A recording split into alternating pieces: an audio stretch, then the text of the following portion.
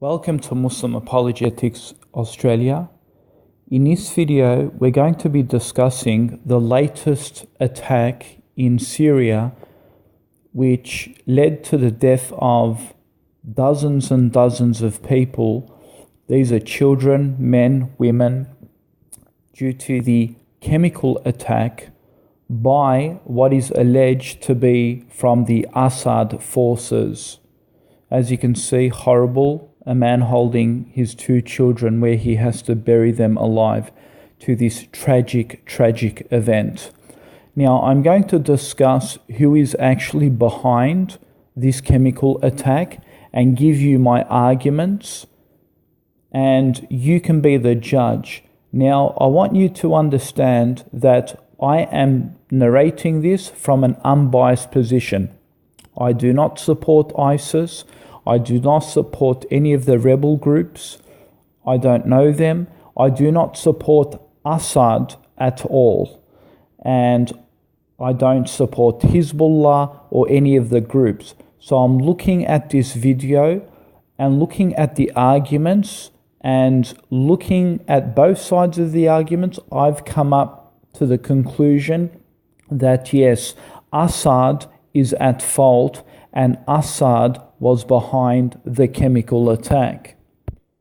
Now, the number one reason to my argument is as follows, and I've published my response to many of the deniers out there claiming that this wasn't done by Assad, and whenever I raise this question, they basically come up with silly excuses and responses which draw to the conclusion that, hey, this guy is it. I mean, Assad definitely has done this tragic crime.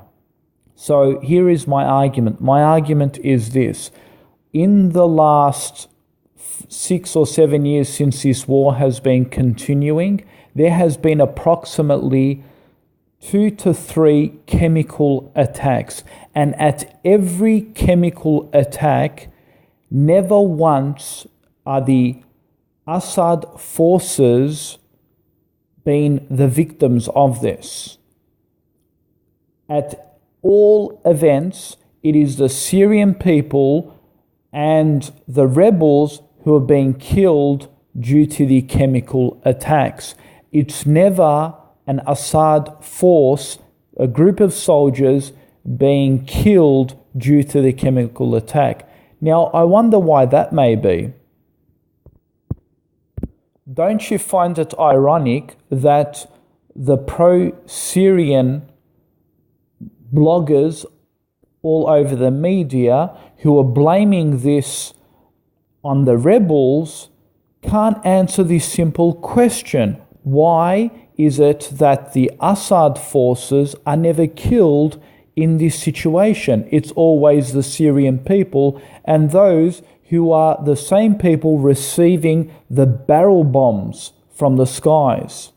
And notice, these people are claiming that it is the rebels who are responsible for this. So my question is, if ISIS or the rebels are behind this chemical attack, how come we don't find them firing it at the Assad forces? We don't see it. Have you ever come across a single video in a chemical attack where you have dozens of Assad forces lying on the ground foaming at the mouth? How come we don't see that? Well, here are some of the responses of the pro-Assad apologists. Some even went to the extent to say, quote, that the US military even supports the rebels with sophisticated military equipment, and that would probably include chemical weapons. And in fact, they can't actually reach the Assad forces because they're just too far away. But that's just a bunch of nonsense. In the last 6 or 7 years, there has been close proximity fighting, maybe 200 yards, 300 yards. And in these fighting episodes, we don't see that. And their chemical weapons can easily reach a few hundred yards. There has been many close proximity fights. In fact, ISIS or the rebels, they depend on sending a truck envoy to go out and blow certain areas. You never see them firing chemical attacks. You don't see it. So the conclusion is Assad is behind it. That is the only logical and rational explanation. Some of these Assad apologists even say things like, why would Assad target the Syrian people with chemical weapons? Because that would just make the world go against them. Well, hello. If Assad knows that it will just make an excuse by blaming the rebels, then hey, it will just get away with it. And the world is so sick that they are more interested in getting rid of ISIS and turning a blind eye to Assad and his crimes. I mean, it's that type of a sick world we live in. I mean, we should get rid of all of them, Assad and the terrorists. Why are we getting rid of one and leaving the other? And that's the problem of the world. They always have this aim of getting rid of the worst of the two evils.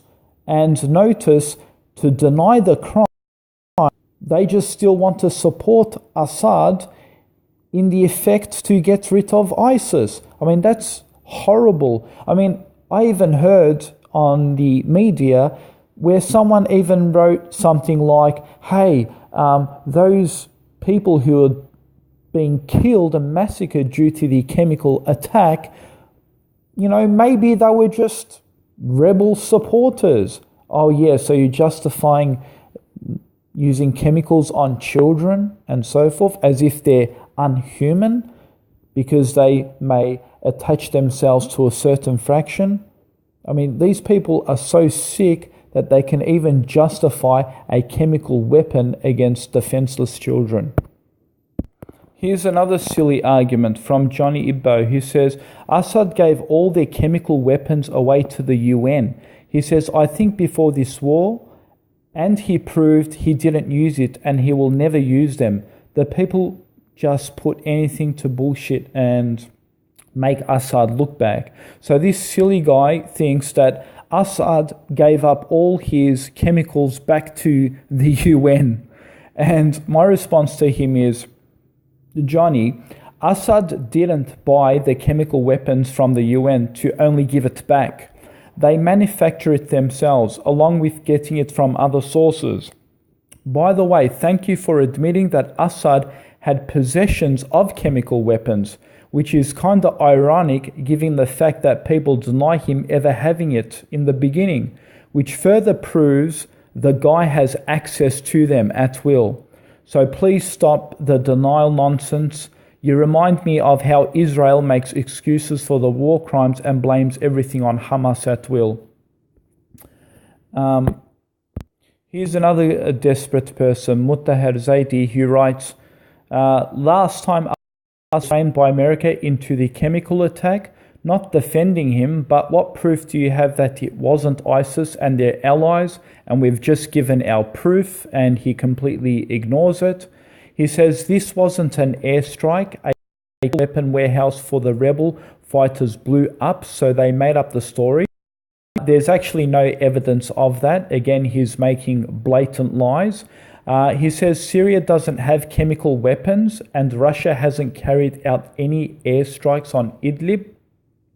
Again, he's completely lying because Russian forces are in Idlib and in that area and bombarding the place. He says, enough bull. He says, we all know the rebel fighters have been importing chlorine and saline gas through Turkey borders and storing it in warehouses. They pump up gas bottles and launch it on civilians. You don't know that, but yeah, so he's just making more assertions. He's a clear pro-Assad apologist, and my reply to him is, yeah, yes, Muttahir, they launch gas-filled chemicals on everyone. This is the rebels. They launch it on everyone except the Assad forces. So what a load of bullshit. And it makes absolutely no sense. And he actually wants to now leave the conversation. In the end, you can see him. He actually says, I had enough of this conversation. Well, of course you've had enough of this conversation because your arguments don't add up. And the truth of the matter is, Assad forces, out of the 3 chemical attacks, not a single one of them have been killed, to that which speaks of volumes that Assad was behind it. There was another argument made that the rebels could be behind it because the civilians who were killed in this were actually pro-Assad supporters. However, this is not true. Although there may be secretive people who are Assad forces amongst them, majority of them are not. We know this because the areas that are controlled by the rebels are part of the rebel-supported populations, and that's why Assad is targeting those rebel-held areas, which obviously consist of different branches of supporters. Some support Jabhat al-Nusra, some support Jabhat al-Shem, some support the FSA, and you'll also have people that support ISIS as well. So it's a mixture of them, and the areas that are held are by those actual fringe groups which Assad is actually targeting. And of course, the pro-Assad supporters will not even survive amongst those enemy combatants and that part of the population that these fringe groups are actually operating in. So, of course, Assad's supporters will be on his side, on his end of, not in the areas that he's bombarding. Remember how we asked Muhtar whether he was an apologist for Assad? Does he support him?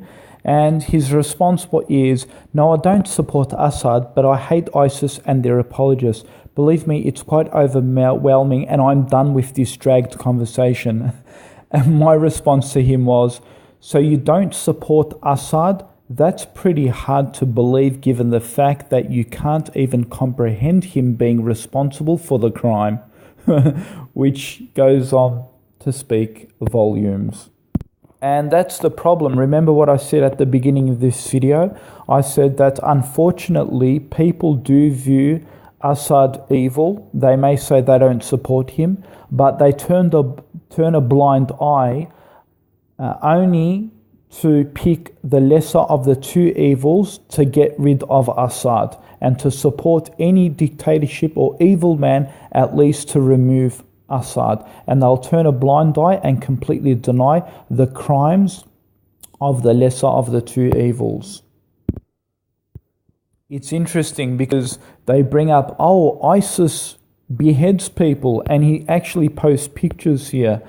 He tries to get even. But you see, I have no problem in saying that ISIS is evil for beheading a child and so forth. See, at least I'm from an unbiased position. But he clearly has a problem of denying the evil only so that the lesser of the two evils can go out and kill what he finds the greatest threat, which is ISIS. And he denies the crimes. He denies this by saying, ISIS does more evil things.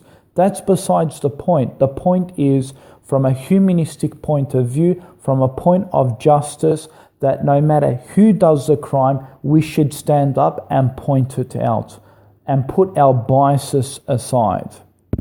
Something, unfortunately, people just can't stand up to, because we live in an age of tyrants and people who are just shameless, people who are ignorant, and people who are just hypocrites. It's interesting because some people even went to the extent to even deny the legitimacy of the video. They call it fake. Now, isn't that unbelievable? But notice the hypocrisy and inconsistency. Whenever they see a video of killings done by rebels or FSA or any of those groups, they don't call it fake. But when the video goes against them and exposes the Assad forces, suddenly the video becomes fake. That's another double standard and inconsistency of denial. Here is another very strong point to consider. Notice the chemical attacks are not happening in Iraq. Ironically, Iraq is a place that Syria does not bomb. It leaves it to the US coalition and other Western forces to go in and bomb it. Yet there are no chemical weapons being fired in Iraq. Why is that? Why is the chemical weapons that are being fired only in Syria, where it happens to have Assad forces and Russian forces who are actually active on that particular area, which actually proves the point again.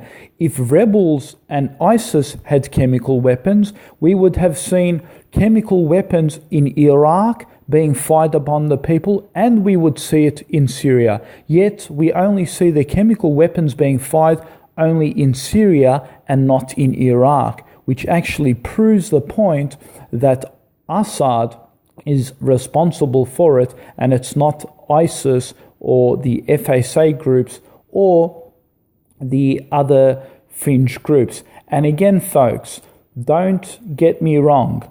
I'm not here as an ISIS apologist. I condemn them. They are a terrorist group. But it's interesting that when you're trying to speak the truth and you're trying to show who was really behind it, they would call you a terrorist sympathizer. Mm-hmm. Amazing, isn't it? I mean, this is the logic of their sentiments, that when you want to show who the real perpetrators are of the chemical attack, they then call you a terrorist sympathizer. This is another way to shut you up, to tell you that you're just an extremist. Unbelievable. So I could say 100 times in this video that I condemn ISIS. They will still say that I'm an ISIS sympathizer, only because I say Assad is wrong in this instance.